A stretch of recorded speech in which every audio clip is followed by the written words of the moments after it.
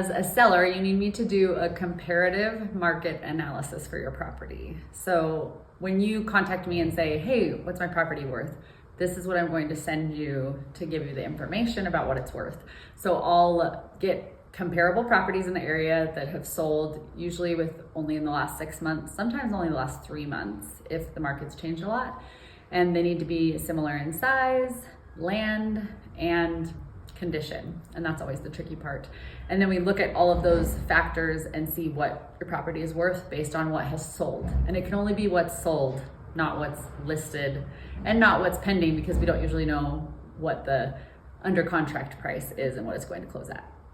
So that's a CMA. Okay, so prior to our listing appointment, we've briefly discussed price with a CMA. You've reached out to me, we've talked a little bit, but we want to have a formal, semi-formal sit down where I see your house and we walk through the property together. And if there's time, we will drop off items before this appointment so that you have hard copies to review, or you'll get them via email so that you can review the information that we prepared before we have the listing appointment. Now, the listing appointment, that's your chance to ask all kinds of questions, find out kind of how we'll work for you and how we'll work together. And it's our chance to gather more detailed information of the property so that we are able to do the best job pricing it, marketing it, and leveraging it to bring the right buyer to you to get it sold for the most amount of money in the shortest amount of time. And that's the purpose of a listing appointment. It's pretty easy. So once we decide to work together, I am going to be kind of bossy.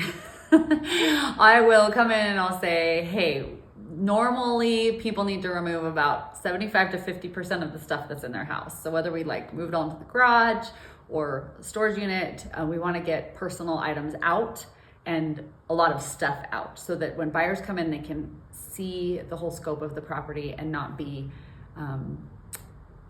interrupted by you living in the property. So that's the first thing. We come in and that's generally the start of staging. And then we'll add items in that will highlight important features of the home. And then when it's ready for photos, photographer comes in, we do photo and video, usually takes about a whole afternoon. Sometimes we'll split up the photo and video on separate days. Lights on, blinds up. It's fun. We have a lot of fun with the photo and video day, and that is where the marketing starts, because that very day we take sneak peeks and get stuff done for the property that we're going to be pushing out all over our social media channels throughout the listing. Okay, so you're probably going to ask what we do to get the property sold. And we have an extensive marketing plan, but it starts with leveraging the local real estate community to get out to your property and see it. And that is in the form of a broker open, which is scheduled regularly in our area every Thursday morning.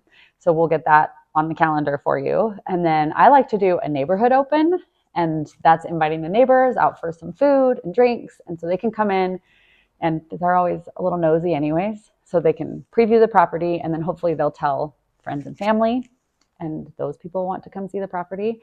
And then finally, of course, we do open houses. We try to schedule them creatively with things like giveaways and games, because in a more spread out area and touristy area like we're in, it's tricky to get people to come to open houses. But we have had some success with contests and giveaways. So we do all of those things, not to mention, of course, all of the photo, video content that is on YouTube and Google and Facebook and Twitter and Threads and Instagram and LinkedIn, and you name it, your property is going to be on those places, as well as all the regular websites like Realtor, Zillow, Homes, and so on. Once we've decided to work together, I am going to send you a ton of paperwork. We'll go over each type of paperwork in separate little videos. So if you have a question on specific paperwork, I can review that with you in that video. And if you have further questions, you can always text, email, or call, and we can have an appointment to review each document. I do that with every client every time. But if it's general questions, pretty basic, there are the starting document, the parent document that creates all the others is the exclusive right to sell. And then we'll have source of water addendum. We'll need your well information. We'll have seller's property disclosure. We'll talk about when and how to fill that out. We will have square footage disclosure, which I fill out. You basically just have to verify and sign. We have a closing instructions that employs the title company that you want to use. And then there's a few other documents like an affiliated business disclosure, a radon, possibly lead-based paint if your house is built before a certain year. And I think that's it. Those are all the documents, but we'll go over each of them separately. Exclusive right to sell, as I said, is the main contract, and that's the contract between you and me that employs me as your agent to sell your property. So in the beginning of that contract, it's going to have a multiple person firm because I belong to a brokerage. I have a broker over me that's kind of responsible for me, like my boss. And there's other agents that work at my brokerage. Then I'll have names and just make sure those are correct with the spelling and how it is on your legal ID, like a driver's license. And then we'll have an address, which is a legal description, and the actual mailing address, both of the property. Further along, there's the listing period, and the listing period covers the time from which we start being in charge of listing the property, that I'm responsible to you for marketing and having showings and all of those things, until when hopefully it sells well before the listing period ends, or at which time we evaluate, do we want to continue listing the property? That really depends on the market. And then further along, there's going to be whether or not we will include holidays and weekends. It's computation of days and deadlines. So if we want deadlines to be extended past holidays and weekends, one box will be checked. And if we want to always have the leeway of not having contact or having things have to be signed on holidays and weekends, another box will be checked. Then this document also outlines my duties to you, the price which we will set and which the property will go on the MLS, the compensation, so what you are willing to pay me, and also if you're willing to pay a buyer's agent, and we can talk about that in detail. And there is going to be a couple other things towards the bottom, like other compensation, and I usually put in if there is photography and videography that you want to keep or retain, that you'll pay me for those items upon closing. I get paid anyways, just reimburse myself for them. Or if it's something you want to hold on to and have the rights to, then I turn the files over to you. The very end of this contract has things about property access, like who can access the property and when, what kind of lockbox I'll use, what MLSs I belong to. All of that's outlined in the contract, and we can go over it in detail if you have questions. That's about it. And this document is the most important document of all the documents because it sets the precedence for everything else we're going to do in our relationship and sets me up to be employed by you. So the other documents besides the exclusive right to sell that you'll be seeing are a seller's property disclosure, and that's going to be the one that you have to do the most work on. I want you to read all the documents, but that one you actually have to read and reply. So you'll look, and it has an extensive list of everything to do with your property, and you'll want to go through that list and look at each section and respond honestly and in detail on things that have happened to or in the property, and even things that you fixed. And if you fixed it, you can just say, like, this has been remedied, and say when. And sometimes we'll even provide receipts and invoices that help with that. You will give those to me, and I'll give them to whoever's interested in buying the property. I don't want you to sign the seller's property disclosure until after we have a buyer, because there can be other things that go on with the property, or maybe you do other improvements or work in the listing period. And we want it to be the most up-to-date and recent information. Once you sign it, it's locked, and we have to recreate the document if you're going to add other items to it. So fill it out and start working on it so that you don't have to do it all at once we go under contract, but wait to sign it and keep updating it as needed until we have a buyer for the property and go under contract. And then we provide it to the buyer, and it helps them know what to be looking for. The next couple of documents I'll talk about all together because they're very short one-pagers. We have a source of water addendum, And that is also kind of on the seller's property disclosure, but we do a separate document just to be clear. And it will either have the well information or the municipality that provides water, or it'll say there is no water for this property, depending on your property. And it just needs to be clear and honest so that the buyer knows this is where water comes from for this property. Next is a square footage disclosure.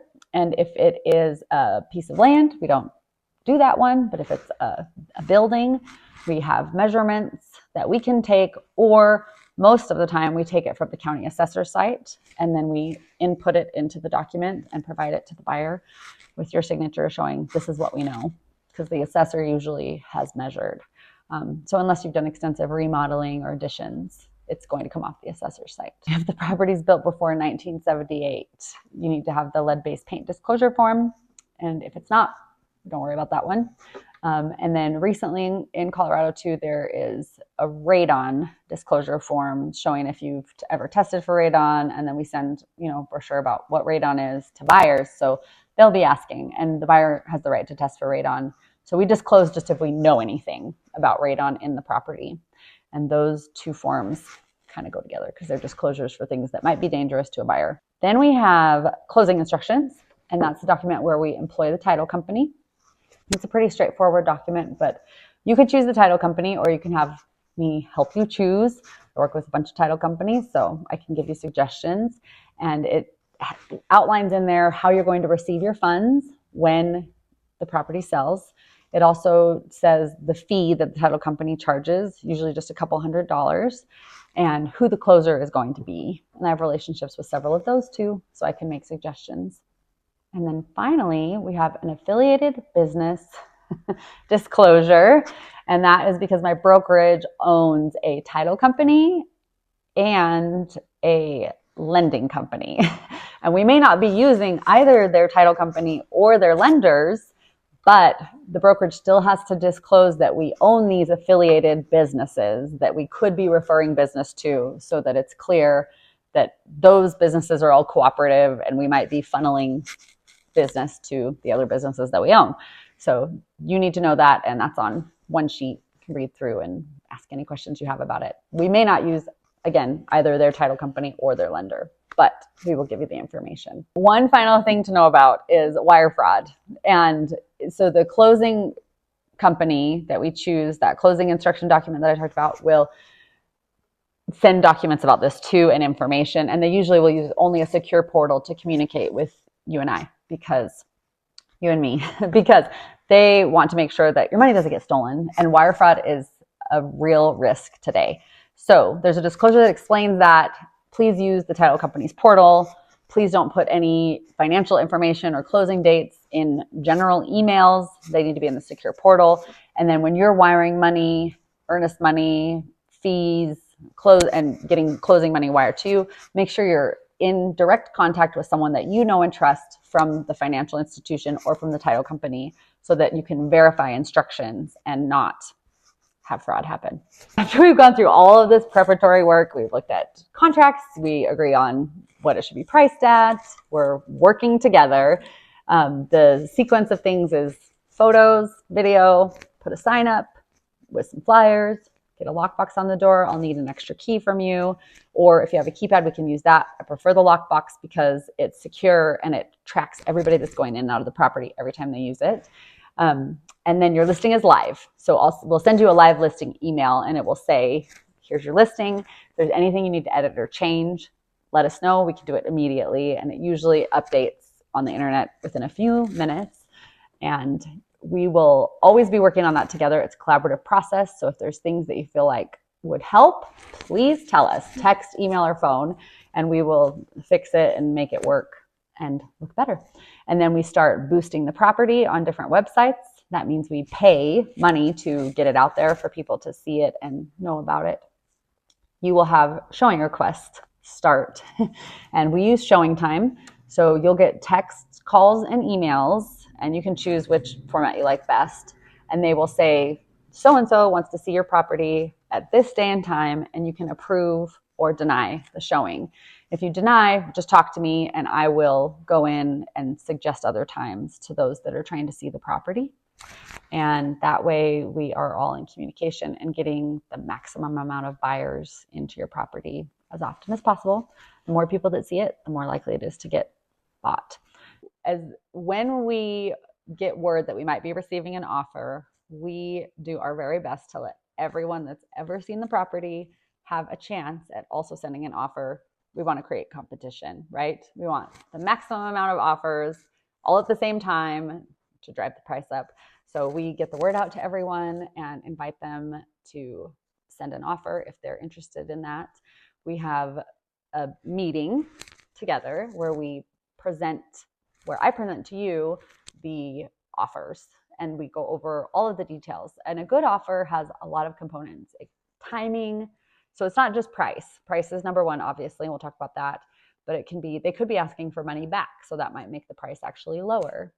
They could be asking for time to get in the property early before they actually own it, and that could be tricky, just things like that. There's all sorts of components to an offer, and we want to look at the whole offer, who their lender is, or if they're cash, and how soon do they want to move in, and if that works with your timeline. We'll review all of those things in detail together and make sure that it's the right fit for you. There could be a chance that we won't receive offers on the property, and we will be updating you every week by phone and email, text message if you'd prefer, so that you know what showings you've had, what the feedback's been on the property, and we may want to talk about adjusting the price. And so we'll do this together. We'll talk through what the feedback's been, what we're seeing happening in the local market, so that we're making an educated choice on what's best to actually get your property sold. And then the last thing I want to talk about is closing. So once we have an accepted offer, woohoo, you kind of get to sit back and relax, except for a few appointments that will interrupt, your daily flow. If you're not in the property, that's great. If you are still living in the property, you will have an inspection scheduled. And so you'll need to be out of the property for the inspection, and you will have an appraisal scheduled. You can be in the property for the appraisal. The buyers will not come with the appraiser, but they do come for the inspection.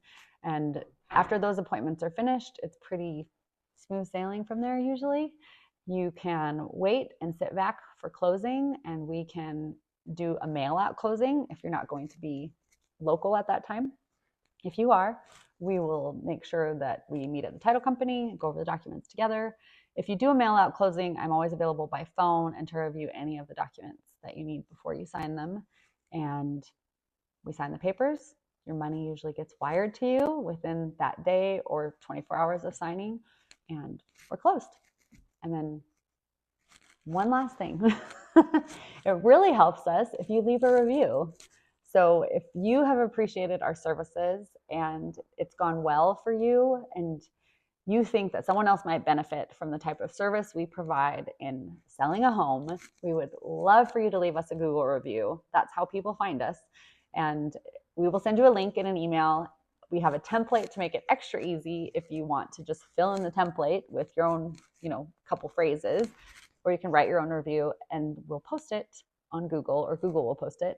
And it helps us attract the right kinds of clients like you that we enjoy working with, and we can help them too.